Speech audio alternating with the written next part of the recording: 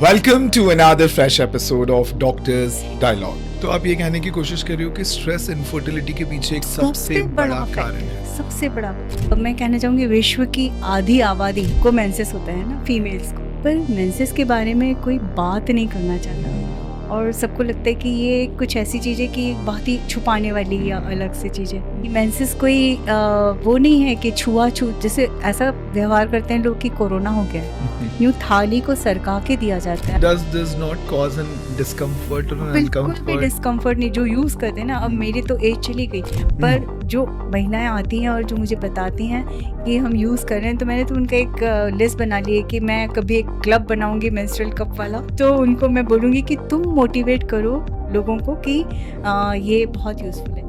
Welcome to another fresh episode of Doctors Dialogue, a place where we talk about well-being. आपकी wellbeing, हमारी wellbeing और सबकी wellbeing.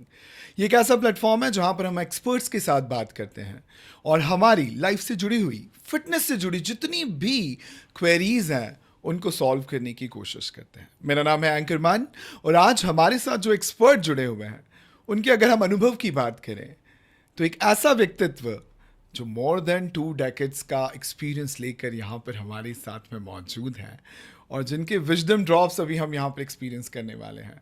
So let's welcome doctor Neerja Puranik. Welcome to the show ma'am. नमस्कार, आप सभी को मेरा प्यार भरा नमस्कार।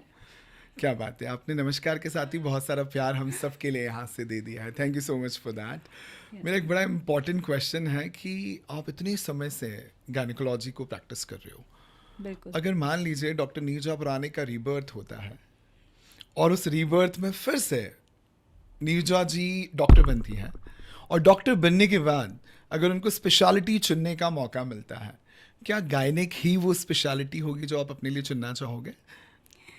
क्या क्वेश्चन क्या है मन तुमने। अगर मुझे मैं बहुत सेटिस्फाइड हूँ मेरे प्रोफेशन से as a gynaecologist, as an obstetrician, और मैं अपने आप को बहुत ब्लेस समझती हूँ और आई एम वेरी हैप्पी। और अगर मुझे चांस दिया जाए तो भी मैं फिर से ये ऑब्सगाइन ही चूज़ करूँगी। क्या बात है। क्योंकि राइट फ्रॉम द बर्थ एक लड़की जब पैदा हो रही है, उसके बाद एडोलेसेंस, फिर उसका मिनार्की, फिर उसका रिप्रोडक्टिव एज, देन उसका pregnancy, then helping her in breast feeding, फिर मेनोपॉज, ऐसे पूरी लाइफ वो हमारे साथ रहती है। और हम न केवल एक सर्जन हैं, but we are physician also, we are counsellor, we are psychologist also, and we become a part of their family. और अब इस एज में तो मेरी तीसरी जनरेशन भी मैं फैमिलीज़ में डिलीवर कर रही हूँ, तो इट इज़ सो सेटिस्फाइंग। तो मैं तो फिर से ऑब्स्टेटिशियन ही बनना चाहूँगी। क्या बात है, one had multiple role, doctor, surgeon, physician, counsellor. तो आज जो यहाँ पर नॉलेज की बाढ़ आने वाली है उसको हम सब बहुत अच्छे से एंजॉय करने वाले हैं। इतनी लंबी प्रैक्टिस में आपने विमेन पहले और विमेन अभी, आपको उनकी फिटनेस में, उनकी हेल्थ में, उनकी ओवरऑल वेलबींग में कोई मेजर डिफरेंस ऑब्जर्व किया है? देखिए, फीमेल्स या महिलाएं जो हैं वो वैसी ही हैं, बट अब जो आ रही हैं हमारे पास लड़कियां या महिलाएं, वो ज़्यादा नॉलेजेबल हैं, अपना हेल्थ कॉन्शियस हैं, और पर उतनी ही वो स्ट्रेस भी हैं। क्योंकि पढ़ाई लिखाई ज़्यादा है तो उनके ऊपर रिस्पॉन्सिबिलिटी, वो 2 जगह काम कर रही हैं, वो ऑफिस में भी काम कर रही हैं, वो घर पे भी कर रही हैं, तो स्ट्रेसफुल लाइफ ज़्यादा है उनकी। पर हाँ, वो नॉलेजेबल हैं, तो ये डिफरेंस तो है। Over the period knowledge and wisdom बढ़ा है, पर बढ़ा साथ है। ही साथ स्ट्रेस का जो डोज है, स्ट्रेस का एक जो फैक्टर है बहुत बड़ा, वो उनके साथ, और वो आउटस्पोकन भी बहुत हैं, बहुत अच्छे से अपनी बात को कहती हैं। जबकि पहले की तुलना में ना, पहले महिलाएं इतना खुल के बात नहीं करती थी, हमको उनसे निकलवाना पड़ता था, तुमको ये तो नहीं हो रहा, तुमको ऐसा तो नहीं लग रहा। बट आज महिलाएं आती हैं, लड़कियां आती हैं और वो खुल के बात करती हैं। शायद वो नॉलेज हमें कॉन्फिडेंस देता है, क्लैरिटी देता है और कम्युनिकेशन करने की ताकत देता है। एकदम एकदम सही। क्या बात है। पर आपने जैसे अभी कहा कि 2 रोल प्ले कर रही हैं, जहाँ घर भी सँभाल रही हैं और अपने ऊपर जो काम की ज़िम्मेदारियाँ ली हैं, उन्हें भी सँभाल रही हैं। कहीं आपको लगता है कि ये इस तरह का हर क्षेत्र में परफ़ेक्ट होने का जो एक मोटिवेशन है, ये कहीं न कहीं उनकी हेल्थ पे एक बड़ा टोल लेकर आ रहा है? बहुत सही कहा तुमने, और ये बहुत असर करता है। एक बर्नआउट फीलिंग जो होता है ना, वो है। और अपने आप को प्रूव करने का, क्योंकि घर में भी प्रेशर है कि तुम ये नहीं कर पाओगी, तो वो करके दिखाने का जो मादा है, वो उनको कहीं ना कहीं नुकसान पहुंचाता है। क्या बात है, वो मोटिवेशन कब हमारे लिए प्रेशर बन प्रेशर जाता बन है, हम ये जाता है। भूल जाते हैं। हाँ, हाँ। और ये प्रेशर फिर कहीं ना कहीं हमारी हेल्थ को इम्पैक्ट अफेक्ट करना करता है, शुरू बहुत करता बहुत है। अफेक्ट करता है। You have been a performing doctor, you have been a performing wife, performing mother and a grandmother now. Yeah. आपने ये सारे रोल्स बहुत ही बखूबी अपनी लाइफ में निभाए हैं, अरे। और उन सारे रोल्स को निभाते हुए भी आपने अपनी प्रैक्टिस के साथ कहीं उसको बैक सीट पे नहीं रखा है। ऐसा मेरा अनुभव जितने सालों का है वो कहता है। तो आप क्या मैसेज देना चाहते हो उन फीमेल्स को जो करियर में अपने आप को प्रूव करने के लिए इस स्ट्रेस की ट्रैप में फंस जाते हैं? तुमने शायद गलत समझा, बैक सीट पे नहीं रखा। मैंने कई चीज़ें बैक सीट पे रखी हैं। ओके। मतलब मैंने अपने प्रोफेशन को थोड़ा सा, मतलब बच्चों की तरफ ध्यान देने के लिए मैं कई बार अपनी चीज़ें जो दूसरी मेरे को करनी होती है, वो हॉबीज़ जैसे होती हैं या दूसरी चीज़ें, हम लोगों ने सेक्रीफाइस की हैं। पर हाँ, अब 60 की उम्र के बाद जब बच्चे सारे सेटल्ड हैं, मैं ग्रैंड मदर बन चुकी हूँ, तो अब मैं काफ़ी कुछ कर पा रही हूँ। तो ये भी एक बहुत अच्छी चीज़ है। तो मैं कमिंग गर्ल्स को ये बोलूँगी कि ठीक है, अभी तुम फैमिली की तरफ थोड़ा सा ज़्यादा ध्यान दो, क्योंकि family, ultimately family is very important. क्या बात है। कि doctors profession- dialogue is not just only about medicine, surgeries and the diseases, it's about the life management as well, and this is what you are trying to tell here. Ma'am please continue.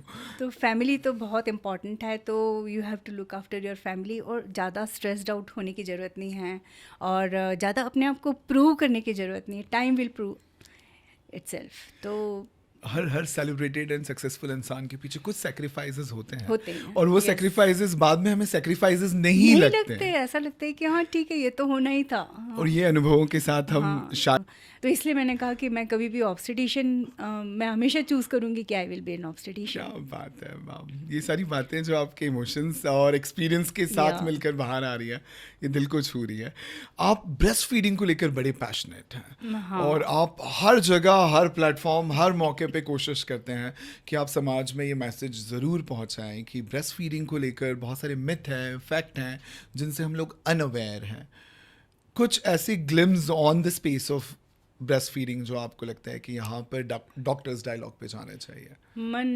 तुम्हारे को उसके लिए तो एक और नया episode करना पड़ेगा, क्योंकि एक बार जो मैं ब्रेस्ट फीडिंग पे बोलना चालू करती हूँ तो फिर मैं बंद नहीं होती हूँ।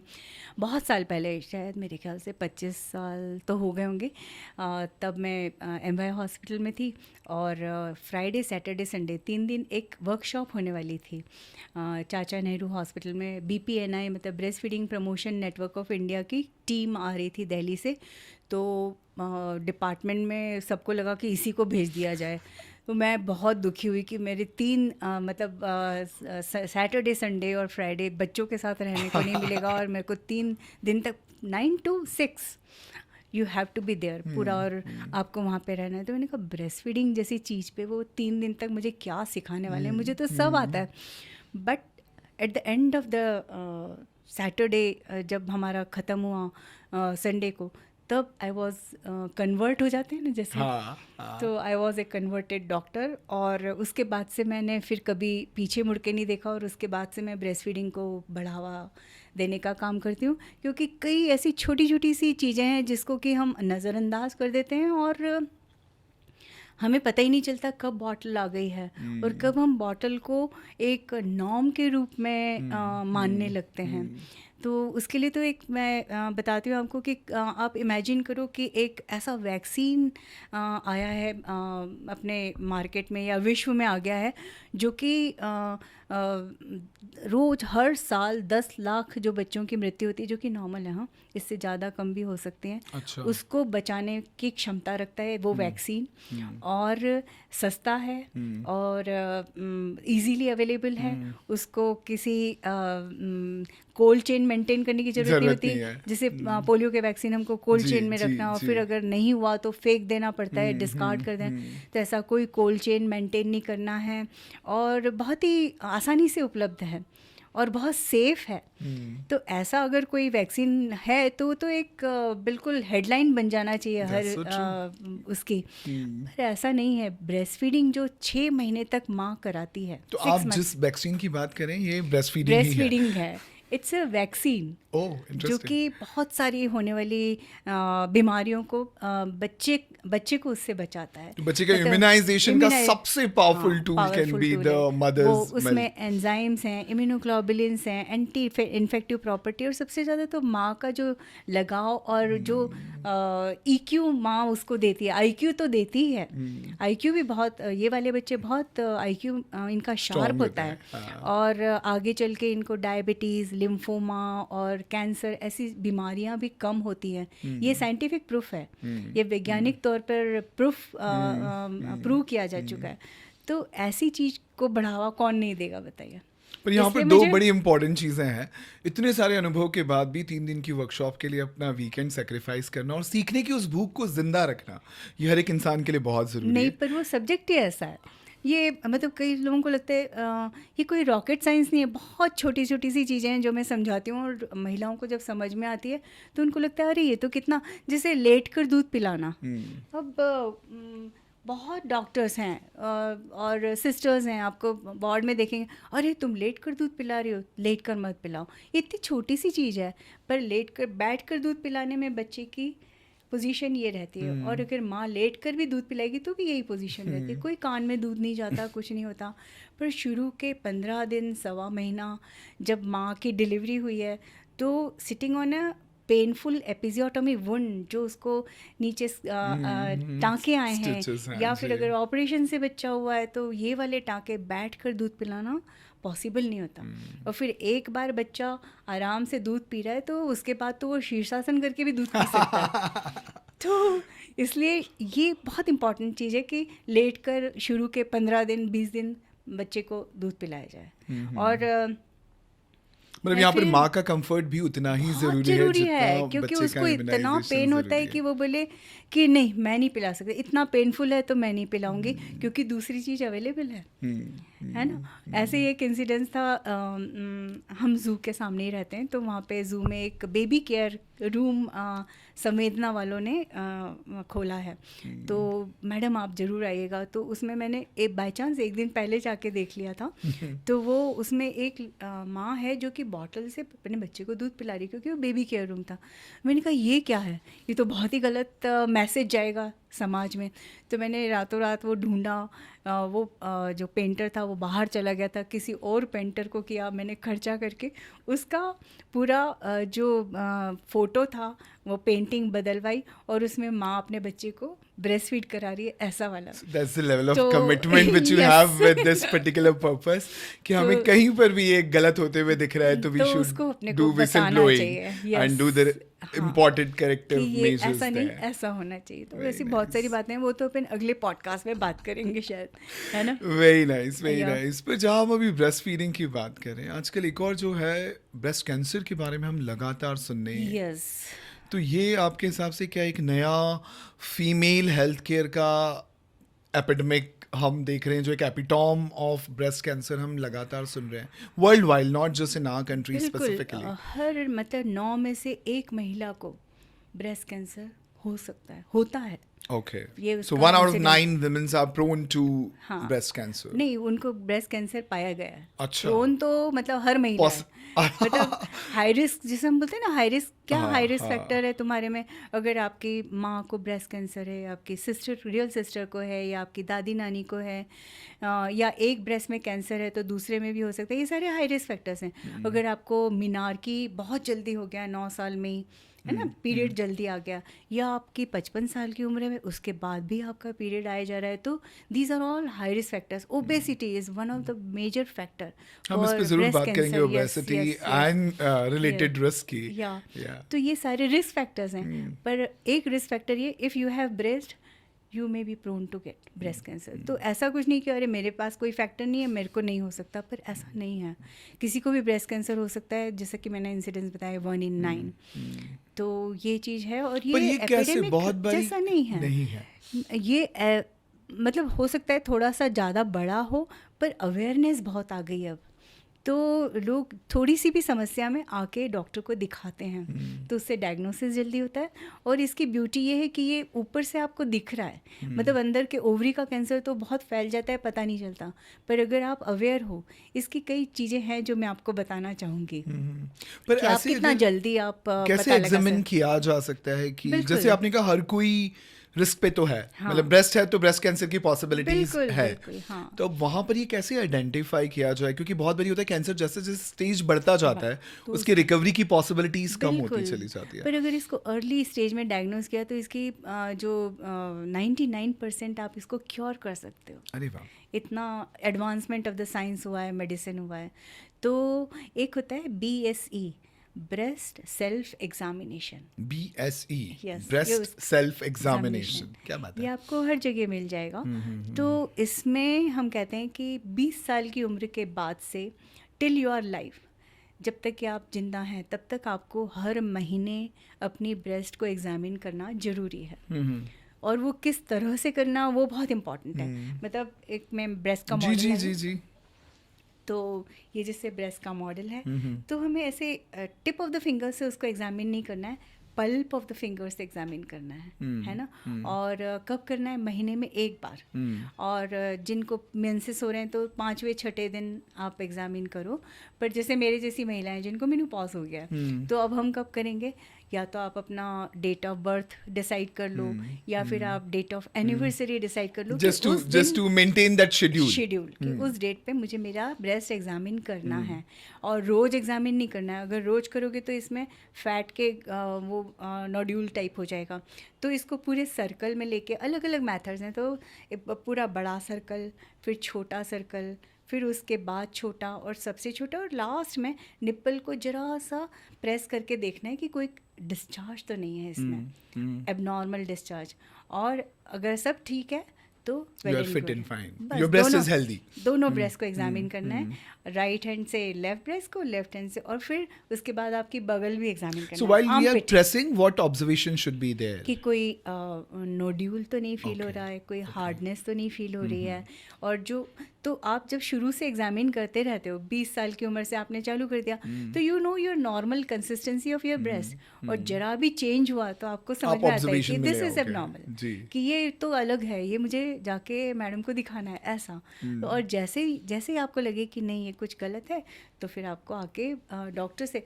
और लोग क्या करते हैं, नहीं कुछ निकल आया तो, अरे कुछ निकल आया तो बहुत जल्दी ट्रीटमेंट हो जाएगा, तो कुछ निकल आया तो के चक्कर में लोग आते नहीं हैं। It's always sooner the better. आप जितना sooner the जल्द better। और 40 साल की उम्र के बाद तो आपको एक ब्रेस्ट की सोनोग्राफी और मैमोग्राफी करना है। किस इंटरवल में होनी चाहिए? ये डिपेंड करता है कि आपकी ये वाली रिपोर्ट कैसी है। अगर रिपोर्ट नॉर्मल है तो yearly 2 yearly depending on the situation आप करें ब्रेस्ट की सोनोग्राफी एंड मैमोग्राफी, वो बहुत ज़रूरी है। एक मैं आपको बाद में बताऊंगी कि 40+ की एज के बाद आपको कौन कौन सी इन्वेस्टिगेशन जरूरी है, रेगुलर कराते तो रहने चाहिए। रेगुलर, वो भी जी, अपन एक जी, क्वेश्चन में जी, ले जी। सकते हैं। अभी आपने एक मेनोपॉज की बात करी, आपने अपना एग्जांपल भी दिया कि Yes. सो यहाँ पर अगर किसी को अर्ली मेनोपॉज होता है, हाँ। Is it alarming, is it not healthy? तो बहुत सारे कारण होते हैं अर्ली मेनोपॉज के, और वन ऑफ द मेन जो मेरे को रीज़न समझ में आता है, जो सर्जिकल मेनोपॉज, लोग हिस्टेरेक्टमी करा लेते हैं, जो कि गलत है। और हिस्टेरेक्टमी क्यों कराते हैं? गांव की कई महिलाएं आती हैं कि 2 बच्चे हो गए, 3 बच्चे हो गए, फिर उसके बाद उन्होंने ऑपरेशन करा लिया, और कौन सा, ट्यूबैक्टमी का, तो ट्यूब्स दोनों तरफ से बांध दी, और यहाँ पे जो ओवरी है, जो हमारा अंडाशय है, उसका ब्लड सप्लाई हैम्पर हो जाता है। इससे पोस्ट लाइगेशन सिंड्रोम जिसको कहते हैं, कि ब्लीडिंग की एबनॉर्मल ब्लीडिंग चालू हो जाती है। अब एबनॉर्मल ब्लीडिंग चालू हुई, हर 15 दिन में वो से मेंसेस आ रहे हैं, तो वो इसके बारे में भी हम चर्चा करेंगे कि मेंसेस के बारे में कितने मिथ्स और मिथ कंसेप्शंस हैं। तो गांव में आप किचन में नहीं जा रहे, तो बहू काम नहीं कर रही है, तो फिर क्या फोर्स किया जाता है, अब तो तू बच्चेदानी निकलवा ले। तो इतना तक होता है। मतलब बच्चेदानी निकालना, सर्जिकल मेनोपॉज, और यंग 30-30 साल की लड़कियां को ये सर्जिकल मेनोपॉज हो जाता है, और इसके बहुत सारे नुकसान हैं जो कि आगे की लाइफ में हमको पता चलते हैं।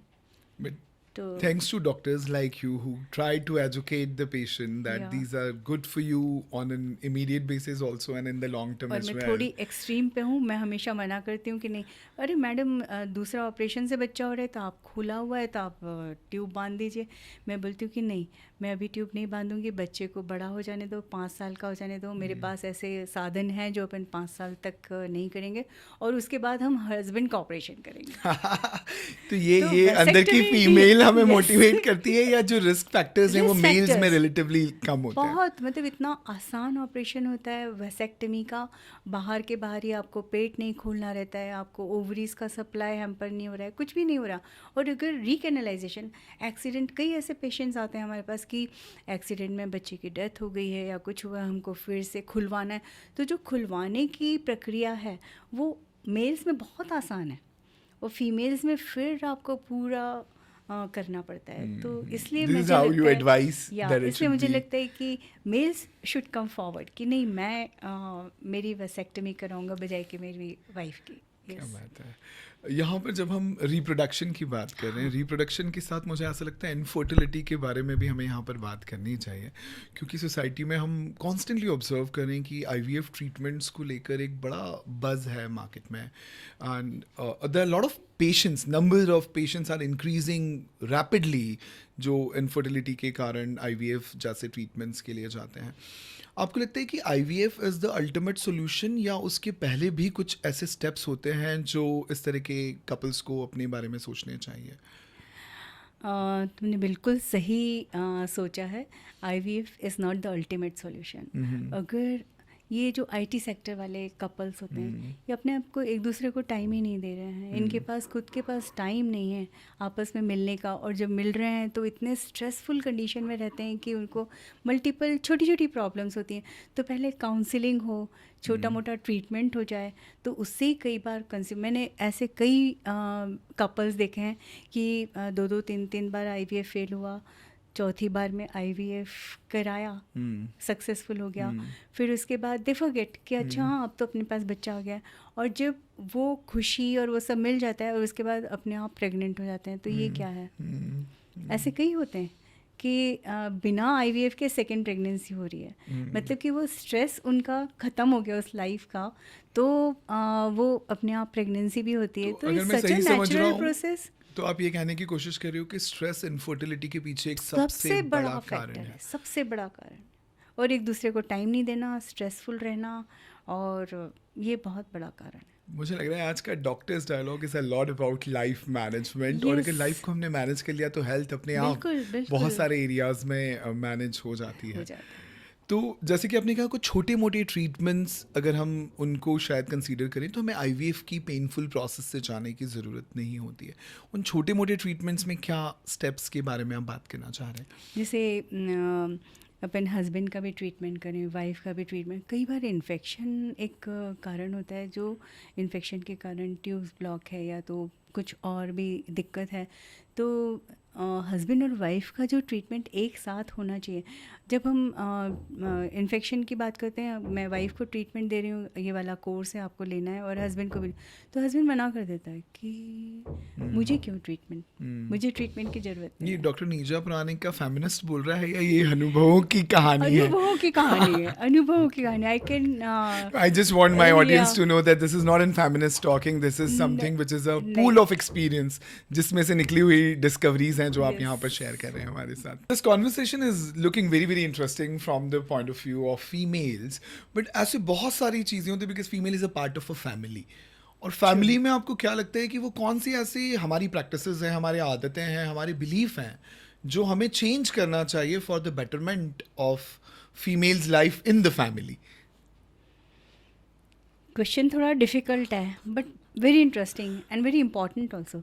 ये मैं फिर से मेरा वो मॉडल बताती हूँ कि सबसे पहले तो मेंसेस, मतलब मैं कहना चाहूँगी विश्व की आधी आबादी को मेंसेस होता है ना, फीमेल्स को।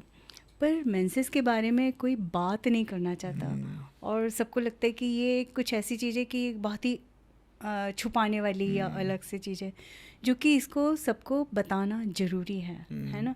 इतनी सुंदर फिजियोलॉजी है नेचर की कि ब्रेन में से सारे हार्मोन्स निकलते हैं हाइपोथैलेमस और पिट्यूटरी से, फिर वो आते हैं और नीचे ओवरी में एक्शन होता है उसका। एंडोमेट्रियम जो अंदर बच्चेदानी के अंदर की लाइनिंग है वो डेवलप होती है, और फिर महीने के अंत में जब कोई फर्टिलाइजेशन नहीं हुआ तो in the form of bleeding वो बाहर निकलती। कितना सुंदर चीज़ है। आपने बहुत ही सुंदर तरीके से समझा दिया है इसे। तो और इसको हम जब महिला को ज़्यादा ब्लीडिंग होता है तब वो मेरे पास नहीं आएंगी। जब कम ब्लीडिंग होता है कि पीरियड मिस हो गया, तो उसको क्या लगता है गंदा खून जमा हो रहा है और मेरे पेट फूल रहा है और मेरा ये हो रहा है, जबकि ऐसा नहीं है। ये जो ब्लड है ये आपको पता है प्योर है कि इम्प्योर है, ऑक्सीजनेटेड है कि डीऑक्सीजनेटेड है। ये ऑक्सीजनेटेड ब्लड है, प्योर ब्लड है। और इसके साथ हम लोग कैसे क्या व्यवहार करते हैं, मतलब जब पीरियड आता है तो किचन में नहीं जाना, बर्तन को नहीं छूना, पूजा पाठ नहीं करना। ये मैं आपको वो जो आपका क्वेश्चन है कि जो कि पूरी फैमिली को अनलर्न करना है, तो मिथ्स और मिसकंसेप्शंस अबाउट मेंसेस हमें समाज से हटाना है। कि आप सारे काम कर सकते हैं, आप किचन में जा सकते हैं, आप पूजा कर सकते हैं। मैं अपने पेशेंट्स को ये एग्जांपल देती हूँ कि देखो दुर्गा माता भी होती थी पीरियड से, सीता मैया को तो 2 बच्चे भी हुए हैं, और सरस्वती भी एक देवी हैं, तो इन सबको पीरियड्स होते होंगे। और फिर जब भी ऐसे नवरात्रे आते हैं तो आ जाती है मेरे पास, बहुत सारे फ़ोन आएंगे, मैडम वो हमने उपवास किया है और अभी नवरात्र हैं तो हमको पीरियड घटाना है या पीरियड बढ़ाना है। तो ये जो हार्मोन्स हैं ये आपकी बॉडी को नुकसान पहुंचाते हैं। और आप तो आजकल यंग गर्ल्स हैं ना, उनको पता है कि ऐसा नहीं करना है, but they are forced by their parents. उनकी सासू जी या माँ वो कहेंगे कि अरे तू पूजा पे कैसे बैठेगी। मतलब ये पीरियड्स की इरेगुलरिटीज को हमें कंट्रोल करना is a wrong practice. Wrong practice, मतलब आपको कोई बढ़ाने की ज़रूरत नहीं है, कोई घटाने की ज़रूरत नहीं। अगर पूजा आ गई है और पूजा करनी है, आपको हवन करना है, तो you can sit with menses. ये मेंसेस कोई वो नहीं है कि छुआछूत, जैसे ऐसा व्यवहार करते हैं लोग कि कोरोना हो गया है। यूँ थाली को सरका के दिया जाता है। आपको अंदाज नहीं होगा कि गांव में और आज भी कई शहर के कई घरों में पूजा पाठ नहीं होता है और थाली को सरका के दिया जाता है। यहाँ तक कि बांग्लादेश में तो एक अलग से हट बनाई जाती है, अभी भी होगी, और वहाँ पे उस महिला को रखा रहता है। और वहाँ पे उसके साथ गलत काम भी होते हैं क्योंकि वो अकेली होती है। तो ये सारी चीज़ें, वो किचन में जा सकती है, वो स्पोर्ट्स खेल सकती है, और वो बाथ नहीं लेने देते, 5वें दिन आप बाथ लेना कितनी गलत बात है। और नॉर्मल गद्दे पे नहीं सो सकती। तो ये है ना, ये समाज से निकलना चाहिए। परिवारों को पता होना चाहिए कि ये प्योर ब्लड है और इसे पूजा पाठ और इससे रिलेट नहीं करना चाहिए। पर जब आप ये कह रहे हैं कि ये प्योर ब्लड है, मतलब हम सालों से ये सुनते आ रहे हैं कि हमारी बॉडी से ये इम्प्योरिटीज को बाहर मतलब कितनी गलत है। बहुत सारी चीज़ें मतलब अपने पूर्वजों ने जो कही वो अच्छी है, पर कुछ उसमें गलत भी है, तो उसको अपने को गलती को समय के साथ सुधारने की आवश्यकता है। सुधारना तो चाहिए। पर कहीं आपको लगता है कई सारे टीवी कमर्शियल्स हैं जो हमें दिखाते हैं और उससे भी हम, because we Indians get very strongly influenced with the screen. तो अब स्क्रीन में जैसे वो पैडमैन जैसी मूवी आई थी, तो वो वैसी ही बहुत ज़रूरी है अब आना, कि हमें पता होना चाहिए कि क्या सही और क्या गलत है। और हमारे जो धर्मगुरु हैं उनको सामने आना चाहिए। हमारे मेल शिक्षक जो हैं उनको भी पता होना चाहिए, और वो भी बताएं खुल के कि ये क्या सही और क्या गलत है। तो ये पूरा समाज जब तक इन्वॉल्व नहीं होगा तब तक ये चीज़ें जा नहीं सकती। की बात करी, सैनिटरी पैड्स जहाँ से एक सोसाइटी के अंदर एक्सेप्टेंस लेवल पे बड़ा बना है, वैसे एक और चीज़ है जैसे मेंस्ट्रुअल कप्स हैं। तो अब है मुझे ना, ऐसा लगता है इसके बारे में अवेयरनेस बहुत लिमिटेड है। बहुत सही आपने सवाल उठाया। और अब पैडमेंट को एक रीमेक करना पड़ेगा कि वो उसको मेंस्ट्रुअल कप, अक्षय खन्ना को बताना पड़ेगा कि अब तुम एक ये मेंस्ट्रुअल कप है उसको बताओ कि क्या है। अक्षय कुमार के लिए we have a Akshay story Kumar, line yes, ready here Akshay Khanna from गलत, डॉक्टर अक्षय नीरजा कुमार फराने। पर ये मेंस्ट्रुअल कप का कॉन्सेप्ट क्या है, अगर आप थोड़ा सा मैं सिंपलीफाइड लाई हूँ तरीके मेरे से साथ, हमें मैं बताती क्या हूँ बात आपको। है? ये एक छोटा सा कप है और ये 3 साइजेस में मिलता है। अच्छा, इसका जो पैकिंग है वो भी बहुत अच्छा है। एक छोटी सी वो है, पोटली। पोटली है जो कि आप अपने पर्स में रख लो, ठीक है। और ये सिलिकॉन का बना हुआ रहता है। पहले रबर के बने रहते हैं, रबर से किसी किसी महिला को एलर्जी होती है, पर सिलिकॉन बहुत अच्छा मटेरियल माना जाता है। जो हम कैथेटर्स यूज़ करते हैं हमारे डे टू डे लाइफ में, मेडिकल उसमें, तो वो सिलिकॉन के बने रहते हैं। तो ये कम प्रैक्टिकली नील एलर्जी वाले होते हैं। तो ये कप है, इसको हमें वजाइना में फिट कर देते हैं और इसकी प्रैक्टिस लगती है 2-3 बार में गर्ल्स को पता हो और आजकल बहुत गर्ल्स हैं और बहुत महिलाएं जो इसको यूज़ कर रही हैं। ये 3 साइजेस में अवेलेबल हैं, स्मॉल, मीडियम और लार्ज। तो गायनेकोलॉजिस्ट से आप थोड़ा अपना चर्चा कर सकते हैं कि आपकी वजाइना में कौन सा फिट होगा। तो पर्यावरण के लिए ये बहुत अच्छा है क्योंकि एक कप 5 साल तक यूज़ कर सकते हैं, आपको पता है। और केवल 250-300 का मिलता है ये कप और रीयूजेबल है। तो वो 3 R होते हैं ना, रिड्यूस, रीयूज़ एंड रिसाइकल। तो उसको ये पूरा फिलफिल करता है और मैं कहूँगी कि इन्वायरमेंट सेफ है। और एक पैड जो हम लाखों लोग यूज़ कर रहे हैं महिलाएं, तो उस पैड को पूरी तरह से डिस्ट्रॉय होने के लिए 500 to 800 ईयर्स लग जाते हैं। तो पूरी 500 to 800 years to डिस्पोज मतलब पूरी तरह उसको डिसइंटीग्रेट होने में खुद से। तो अपन पूरा इस प्लैनेट के ऊपर पूरा एक पहाड़ उसका बना रहे हैं। तो उसके लिए हर महिला हर महीने कितने यूज़ कर रही है। और फिर उसके बाद इसका एक एडवांटेज मैं हमेशा बताती हूँ कि no cash, no trash and no rash. जिनको ज़्यादा पीरियड्स आते हैं उनको बार बार पैड्स चेंज करने पड़ते हैं, उनको रैशेस हो जाते हैं बहुत बुरी तरह से, और गीलेपन के कारण पैड्स के इन्फेक्शन भी होता है, तो रैशेस हो जाते हैं। और बार बार ख़रीदो इसको, तो एक बार आपने ख़रीदा और 5 साल तक आप यूज़ कर रहे हो। मैं तो कई बार मेरे स्टाफ को और सबको गिफ्ट देती हूँ ये। तो ये बहुत अच्छा है। और इसका एक एडवांटेज ये है कि कोरोना के टाइम पे जब हेल्थ वर्कर्स को 8-8, 9-9 घंटे पीपीई किट पहन के बैठना पड़ता था, तो ये ये बहुत काम आया था, यूज़फुल रहा। और इसको लगाने का तरीका और ये वो 1-2 बार में आप सीख लेंगे कोई भी महिला आके, तो फिर वो आराम से उसको यूज़ कर सकती है। मैंने पिछली दिवाली पे मेरे स्टाफ को दिया था, तो मैंने मेरी जो दीदी हैं रोटी बनाने वाली, उनको पूछा कि साड़ी कैसी लगी। तो बोले साड़ी तो मैडम अभी फॉल वगैरह लगेगी, पर जो आपने दिया मेंस्ट्रुअल कप वो बहुत अच्छा है और मैंने यूज़ किया। तो आई वॉज अमेज। वो स्कूटी पे 3-4 घरों पे जाके और खाना बनाती है।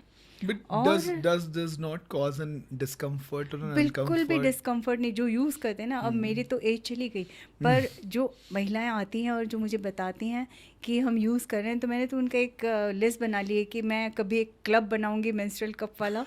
तो उनको मैं बोलूँगी कि तुम मोटिवेट करो लोगों को कि ये बहुत यूज़फुल है। स्विमर्स जैसे है, पर फिर इसके बारे में इतनी अवेयरनेस क्यों नहीं है मार्केट में? ये मेरा एक पर्सनल क्यूरियोसिटी मुझे नहीं पता, पर होनी चाहिए। इसीलिए तो ये पॉडकास्ट कितना इम्पोर्टेंट हो सकता है। That's so true. तो जो स्विमर्स हैं, जो लड़कियां एथलीट्स हैं, स्विमर्स हैं, रनर्स हैं, जो स्पोर्ट्स में एक्टिवली पार्टिसिपेट करते हैं, उनके लिए तो बहुत अच्छा है।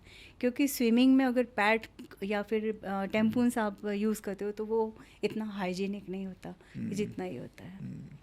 क्या बात है, आज बहुत सारा नया नॉलेज, नई डिस्कवरीज आज हम डॉक्टर्स नहीं, डायलॉग ये पे कोई सेलिब्रेट डिस्कवरीज कर रहे हैं। नहीं, जस्ट दिस इज छोटी सी चीज़ अमेजिंग। है। हाँ, आपने बहुत बड़ी बड़ी चीज़ों को बड़ा सिंप्लीफाई तरीके से आज हमारे लिए यहाँ पर शेयर किया है। मेरा एक यहाँ पर सवाल ये है कि बहुत सारी ऐसी अनहेल्दी और हेल्दी प्रैक्टिसेस हैं जो हम अपनी डे टू डे लाइफ में प्रैक्टिस कर रहे होते हैं। अगर हमें उन अनहेल्दी प्रैक्टिसेस को पीछे छोड़ना है, हेल्दी प्रैक्टिसेस को आगे लेकर जाना है, वो कौन सी हेल्दी प्रैक्टिसेस हैं जो आपको लगता है कि सबको अपनी लाइफ में इंटीग्रेट कर लेनी चाहिए और तुरंत कर लेनी चाहिए? कहना बहुत आसान है पर उसको करना थोड़ा मुश्किल है। पर 3 चीज़ें हैं कि एक्सरसाइज, रेगुलर एक्सरसाइज और कॉन्शियस ईटिंग, कि आप क्या खा रहे हो वो आपको पता होना चाहिए और किस पोर्शन में खा रहे हो, तो that will make you healthy. एक डायलॉग नहीं है कि take care of your body because that is the only place in which you are going to live. तो आपको अपने शरीर की भाषा को समझना चाहिए। जरा आपकी बॉडी आपको सिग्नल्स देती है, आप बहुत उन्हें सिग्नल्स कैच देती नहीं है करते हैं। और हम उसको छोड़ देते हैं। उसकी एक छोटी सी पोयम भी है मेरे पास, क्या बात है। तो वो अगर टाइम रहा तो मैं बिल्कुल बताऊंगी। सुनेंगे। तो जो सिग्नल्स हैं उनको आपको पढ़ना है, आपको समझना है और उसके अकॉर्डिंगली आपको एक्ट करना है। और वेट लॉस का मैं सबको बहुत अच्छा एक सा एक्सरसाइज, सेकंड कॉन्शियस ईटिंग, तीसरा मतलब I am become little restless, वो तीसरा क्या है? हाँ, कैसे बोल रही हूँ मैं? हाँ, मेडिकेशन। अगर आप मान लो आप हाइपोथायरॉयडिज्म है तो आपने बिना डॉक्टर के पूछे अपनी दवाइयाँ बंद कर दी। आप हाइपरटेंसिव हो, आप डायबिटिक हो, तो एटलीस्ट आपको डॉक्टर से पूछ के उसको बंद करना है, उसकी डोज बढ़ाना है, घटाना है। आप खुद के डॉक्टर खुद बन जाते हो। और एक तो हमारे डॉक्टर गूगल हैं तो वो तो हमेशा यहाँ पर है मेरा ही। एक और सवाल है, पर उसके पहले मैं एक बात जो कहना चाहता हूँ कि जब भी हम मेडिकेशन शुरू करें उसके पहले डॉक्टर से ज़रूर कंसल्ट हाँ, करें, ये और तो जब बहुत बंद important करें तो तब भी भी डॉक्टर से ज़रूर कंसल्ट करें। एग्जैक्टली। हाँ, यहाँ पर एक और जो अभी आपने जैसे गूगल गुरु की यहाँ पर बात की है, आज बहुत सारे इंस्टाग्राम पे health tip and doctor tip मिल रही हैं, गूगल पे टिप मिल रही हैं। How do you really compare एक डॉक्टर से वन ऑन वन मिलकर एक कंसल्टेशन होना और ये गूगल पे अपनी बीमारियों के इलाज ढूंढना, उसके सही कहा प्रोज एंड तुमने। कॉन्स? हाँ, प्रोज एंड कॉन्स तो खैर आप खुद गूगल पे पढ़ के आते हो ना, तो that becomes an interview for doctor कि मुझे पता है कि ये पूरा पढ़ के आइए तो मुझे एक एक क्वेश्चन का इसको जवाब देना है। तो इन अ वे इट्स गुड कि आप नॉलेजेबल हो, बट आप इंटरप्रेट करना कि मुझे ये सिम्टम है इसलिए मेरे को ये बीमारी हो सकती है, वो गलत है। तो इधर डॉक्टर का रोल जाता है। डॉक्टर आपको बताएगा कि नहीं, जो आप समझ रहे हो वो नहीं है। आप गठान ब्रेस्ट में देखी तो सीधे आपने ब्रेस्ट कैंसर के बारे में पढ़ाई चालू कर दी, पर सारी गठानें कैंसर नहीं होती नहीं हैं। होती है। हाँ, मतलब ज़्यादातर गठानें कैंसर नहीं होती, पर बताना बहुत ज़रूरी है। अनलेस जब आपकी उसकी बायोप्सी होती है, उसको जो हम टिश्यू डायग्नोसिस कहते हैं, वही प्रूव करती है कि वेदर इट इज़ कैंसरस और नॉन कैंसरस। तो गूगल इज़ गुड, ठीक है, आप पढ़ के वहाँ आइए, से नॉलेज इन्फॉर्मेशन लें, पर मिल ले। डॉक्टर की कंसल्टेशन को, बहुत उसको डाउनग्रेड ना करें। उसकी इम्पोर्टेंस को समझें, समझें, और हाँ। That is very helpful for you and your health yes, both. Yes. Interesting. आपने एक बड़ी इंपॉर्टेंट बात हमें कही थी शुरुआत में कि 45 के बाद हर एक हाँ। फीमेल को वो कौन से कंपल्सरी डायग्नोसिस हैं जो करा लेने चाहिए ताकि हम किसी बड़ी बीमारी के शिकार होने से बच पाएं? मैं हमेशा ये बोलती हूँ कि ठीक है, आप अपनी वाइफ को या अपनी मदर का बर्थडे है या आंटी का या किसी का भी है, तो उसको एक बहुत महंगी गिफ्ट देने के बजाय एक डॉक्टर का कंसल्टेशन करवा दीजिए। और उसमें हम लोग 40 के बाद हमेशा, जैसे मैंने अभी बताया कि कुछ ब्लड टेस्ट होते हैं, कुछ अलग अलग तरह की चीज़ें होती हैं कि जैसे 45 के बाद आई चेकअप ज़रूरी है, डेंटल चेकअप ज़रूरी है, बहुत सारी चीज़ें हैं जो हमें करानी है। हार्ट का चेकअप ज़रूरी है, और ब्लड टेस्ट में अगर आपका वेट गेन ज़्यादा हो रहा है तो थायराइड कराइए, मेंस्ट्रुअल इरेगुलरिटीज़ हैं तो प्रोलैक्टिन कराइए। हीमोग्लोबिन, सिंपल हीमोग्लोबिन लोगों का, मैडम हमने तो जब डिलीवरी हुई थी उसके बाद से कुछ कराया ही नहीं, कुछ भी नहीं होता है। तो हीमोग्लोबिन आपका होना चाहिए।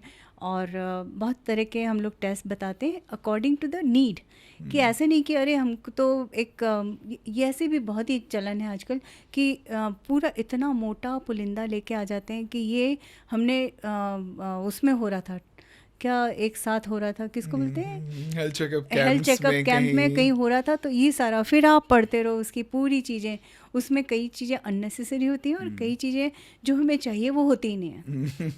तो टेलर मेड इन्वेस्टिगेशंस होने चाहिए कि उस इंडिविजुअल के लिए कौन से इन्वेस्टिगेशन ज़रूरी है। तो एक डॉक्टर का जब तक आप चेकअप नहीं कराओगे, डॉक्टर के पास ले जाके, वो सारी चीज़ें हैं। फिर 45 के बाद जैसे ब्रेस्ट की सोनोग्राफी, ब्रेस्ट की USG सोनोग्राफी एंड मैमोग्राफी ज़रूरी है। वैसे ही यूट्रस के, ब्रेस्ट में तो आपको गठान ऊपर दिख रही है, पर यूट्रस और ओवरी के कैंसर तो अंदर बढ़ते हैं जो कि दिख नहीं सकते। तो एक पैप स्मीयर होता है, मतलब बच्चेदानी के मुंह के पानी की जांच जिसको हम बोलते हैं, वो ज़रूरी है। यूट्रस की लाइनिंग, अगर आपका मेनोपॉज हो गया है और आपकी यूट्रस की लाइनिंग थिक है तो इट इंडिकेट समथिंग, तो वो डॉक्टर आपका देख के बताएगा। ये जैसे यूट्रस है तो इसका जो पूरा कैंसर अलग अलग तरह के होते हैं। बच्चेदानी के मुंह का कैंसर अलग होता है, बच्चेदानी का एंडोमेट्रियल कैंसर अलग होता है, और ओवरी का कैंसर अलग होता है। तो ये सोनोग्राफी से पता चलता है। और सोनोग्राफी के बाद अगर कोई डाउटफुल होता है तो फिर हम आगे के टेस्ट करेंगे, पर एटलीस्ट इतना बेसलाइन ज़रूरी है। ये हो गया। फिर बोन हेल्थ बहुत इम्पॉर्टेंट है। BMD नहीं कराते लोग, बोन मिनरल डेंसिटी, कि आप प्रोन तो नहीं हो फ्रैक्चर्स के लिए, कि आप में कितना ऑस्टियोपीनिया तो नहीं है, ये चीज़ें हैं। फिर हार्ट, ये तो मेरी मदर के साथ हुआ है, इसलिए मुझे बहुत हमेशा हर्ट होता है कि मेनोपॉज के बाद जो हार्ट के सिम्टम्स होते हैं, हार्ट अटैक के सिम्टम्स, वो बहुत ही वेग होते हैं फीमेल्स में। मेल्स में तो पता चल जाता है कि अरे ये पेन हो रहा है या जो भी। और जैसे डायबिटिक मेल होते हैं उनमें साइलेंट हार्ट अटैक आते हैं ना, उनको पता ही नहीं चलता। वैसे ही जो मेनोपॉजल फीमेल्स हैं उनको बहुत ही वेग से सिम्टम्स होते हैं। अरे मेरा तो शोल्डर दुख रहा है, मेरा हाथ दुख रहा है, तो हम किसी फिजियोथेरेपिस्ट के पास ले जा सकते हैं उनको। फिर मेरे को यहाँ जबड़े में बहुत, मेरी मदर को जबड़े में होता था, तो मैं डेंटिस्ट के पास ले गई और उसी समय मेरा ECG हो रहा था। मैंने कहा मम्मी, माँ आपका भी कराते हैं, और माँ का कराया तो मेरा तो ECG एक तरफ रह गया और माँ was having some heart problem. तो वो बहुत एटिपिकल हार्ट के पेन्स होते हैं मेनोपॉजल फीमेल्स में। हार्ट बर्न, मेरे को तो एसिडिटी हो रही है, बहुत एसिडिटी हो रही है, और acidity is a sign of inferior wall infection heart का।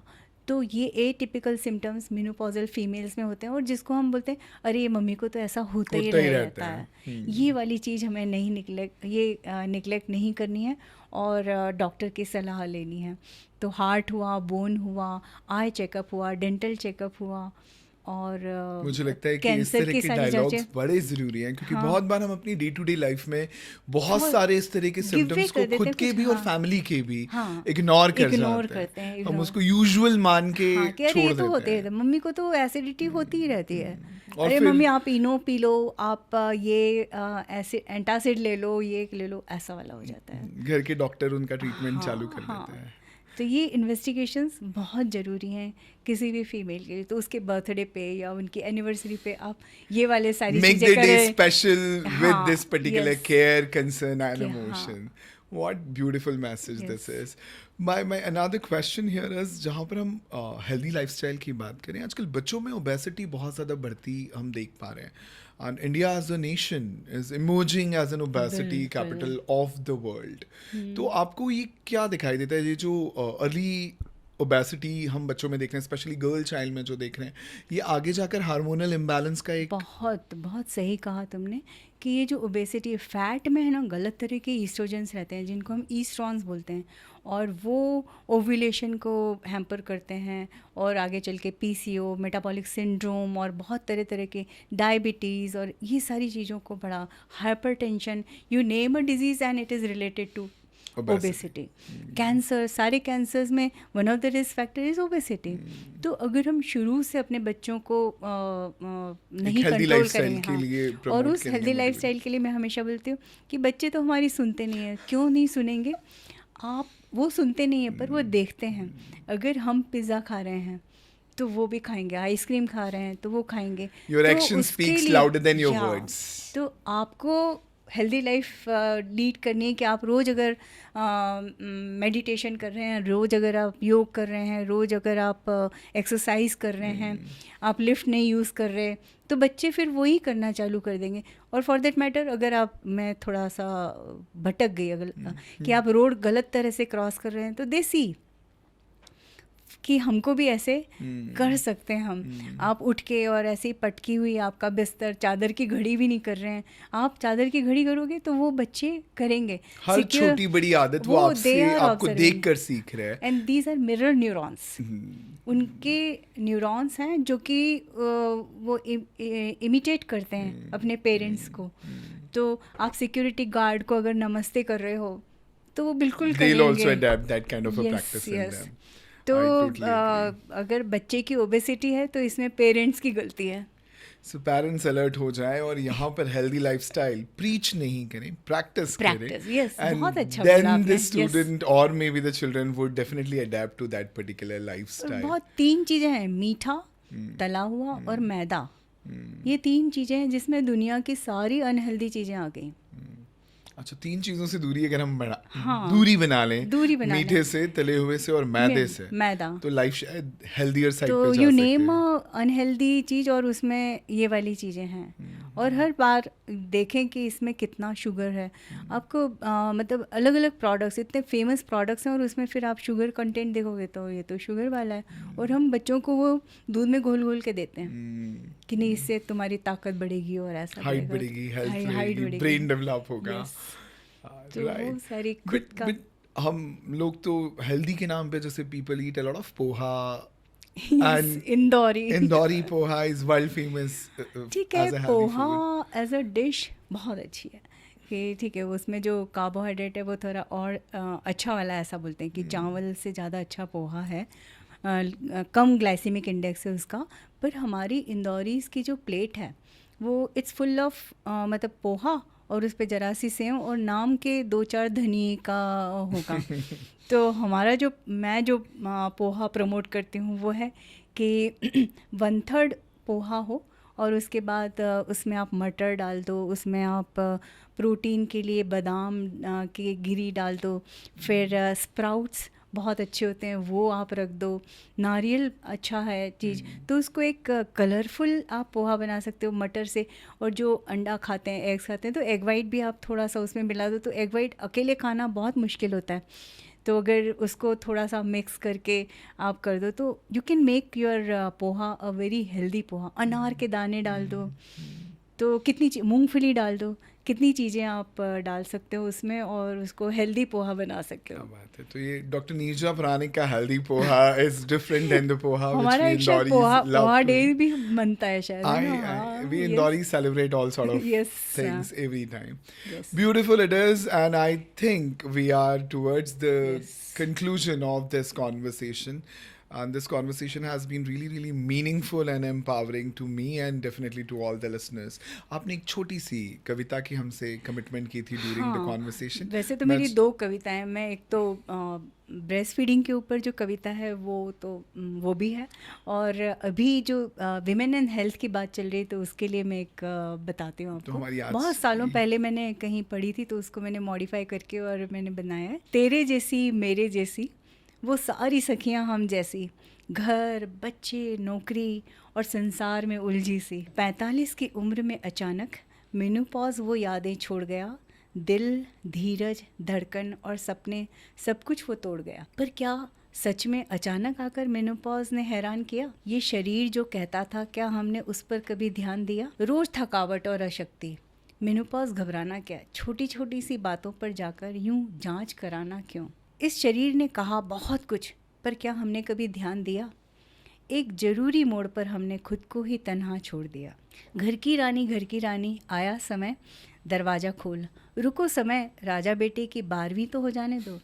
घर की रानी आया समय तुम जांच करा लो, रुको समय मेरी बेटी की शादी तो हो जाने दो। अब इस शरीर की भाषा पर हर पल मेरा ध्यान है।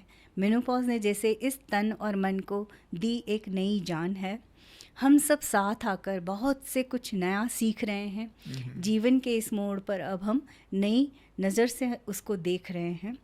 नियमित आहार और व्यायाम लाकर इस जीवन में चिंता को नियंत्रित रखकर स्वस्थ रहें जीवन के उपवन में। वो समय जो अब हम मेनोपॉज के साथ बिताएंगे, स्वस्थ सुरक्षित इस जीवन को एक नई तस्वीर बनाएंगे। क्या बात है। और डॉक्टर्स डायलॉग का पर्पस भी यही है कि सबका जीवन स्वस्थ बने, रहे, हाँ, सुरक्षित बने। बिल्कुल। और आपकी इस कविता के साथ मुझे ऐसा लगता है कि अब ज़्यादा कुछ कहे बिना हमें इस एपिसोड को यहाँ कंक्लूजन बंद पे कर लाना देना चाहिए। चाहिए। But thank you so very much for being so candy, being so OG, and making everything so relatable and simple for everyone. Thanks a lot Thank you. for being who you are.